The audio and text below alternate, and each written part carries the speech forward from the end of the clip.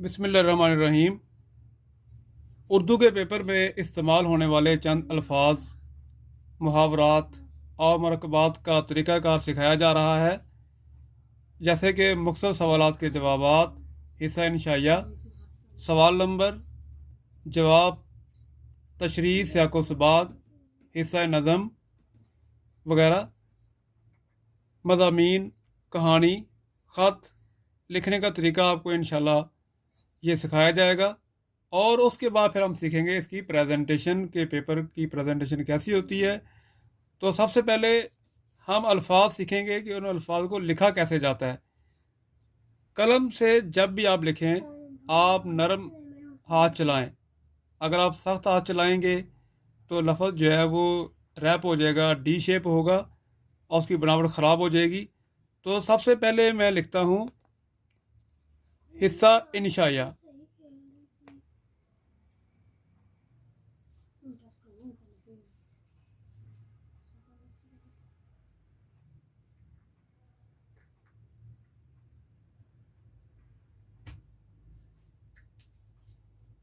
ये देखें मैंने कैसे बनाया। ये नोक के साथ, ये नोक के साथ आगे मैंने लगाई है पूरी कलम।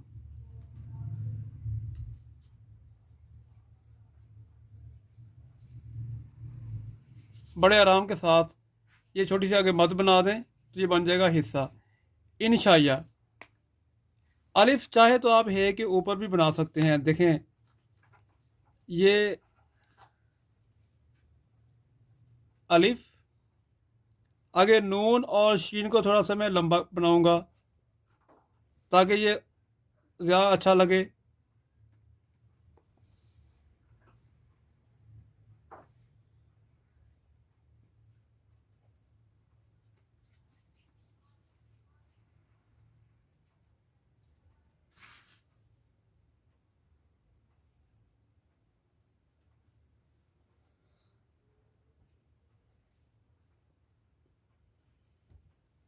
हिस्सा इंशाइया।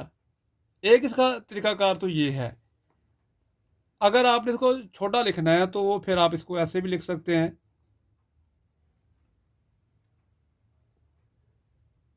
नोक के साथ, फिर वही तरीकाकार, ये भी नोक के साथ,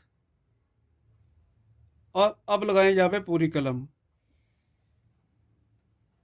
अलिफ, नून और शीन, छोटे छोटे इसको ये हम बनाएंगे इसके, और फिर हम लगाएंगे पूरी कलम।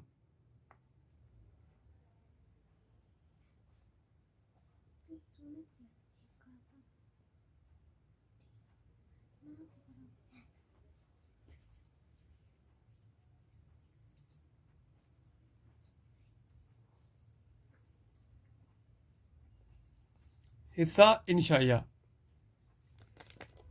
हिस्सा नज़म।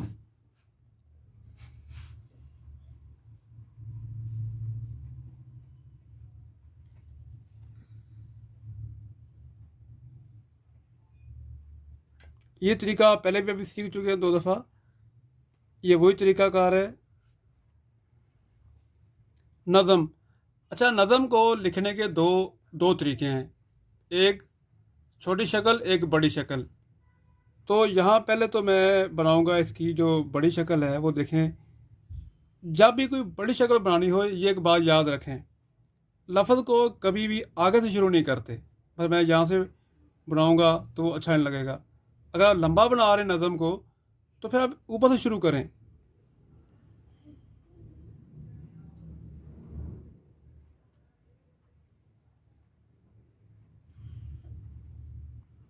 ये देखिए मैंने कैसे बनाया। छोटा सालिफ, आगे नो के साथ, अगर हम बनाते हैं जोएं,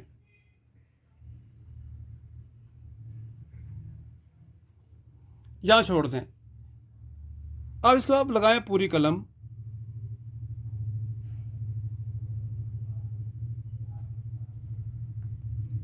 और फिर नीचे से आप मीम को गोल बनाएंगे। हिस्सा नज़म।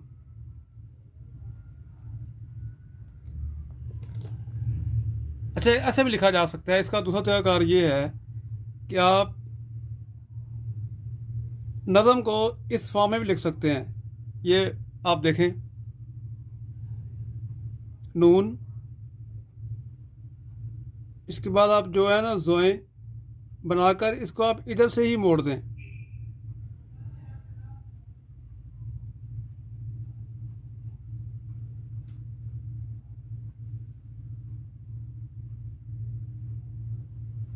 जो आपको बेहतर लगे उसमें से आप लिख सकते हैं।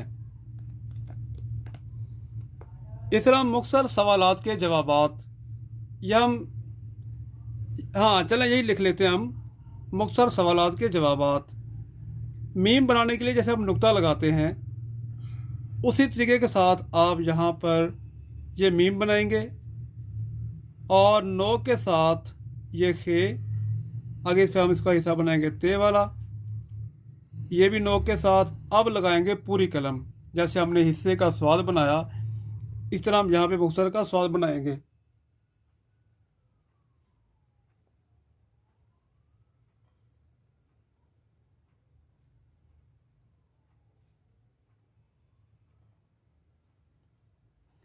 अच्छा, ये मुश्किल नहीं है, बिल्कुल आसान है, यहाँ परेशानी वाली कोई बात नहीं। हो सकता है कि आपके जहन में ये आ रहा हो कि ये तो बहुत मुश्किल होगा। आप इसकी 1-2 दिन प्रैक्टिस करें तो आप ये बासानी सीख सकते हैं। मुख्तसर देखें, ये नो के साथ आगे वाव बनाएं,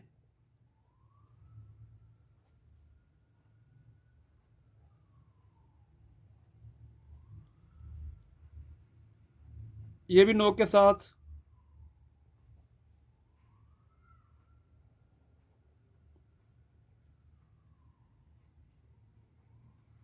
मुख्तसर सवालात। ये मैंने ते बनाई है और जो डॉट हैं थोड़े से मैंने ऊपर लगाए हैं।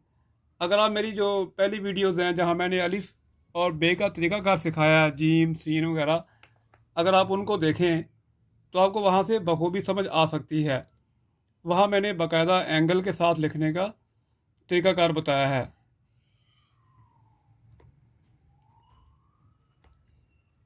अच्छा, मुख्तसर सवालात के जवाबात के सवालात के ऊपर के लिखा जा सकता है। यहाँ पे चूँकि जगह कम है लेकिन मैं फिर भी लिख देता हूँ। काफ़ी है कि आप ऐसे भी बना सकते हैं, थोड़ा सा जैसे हम दाल बनाते हैं। ये देखें, अब लगाएंगे पूरी कलम,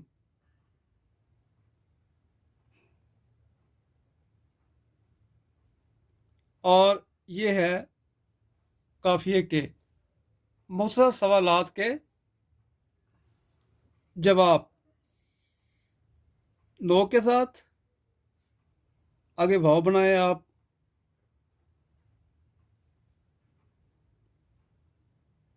अलिफ, और जिस तरह हमने ते बनाई वैसे आप बे बनाएंगे। तो यहाँ पे लाइन मैटर नहीं करती, आपकी राइटिंग अच्छी होनी चाहिए।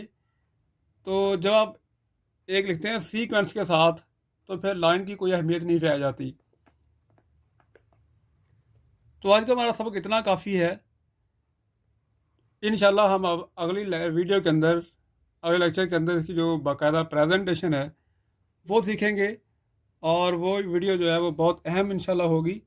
वहाँ बाकायदा तौर पे आपको ये सिखाया जाएगा कि लफ्ज़ को लाइन में कहाँ लिखना है, और पेन के साथ हम कहाँ से शुरू करेंगे, और उसको अंडरलाइन किस तरीके से किया जाएगा, और कितना गैप होना चाहिए अल्फाज के दरमियान में। तो लिहाजा जो अगली वीडियो है वो हमारी इंशाल्लाह बड़ी अहम होगी। तब तक के लिए अल्लाह हाफिज़।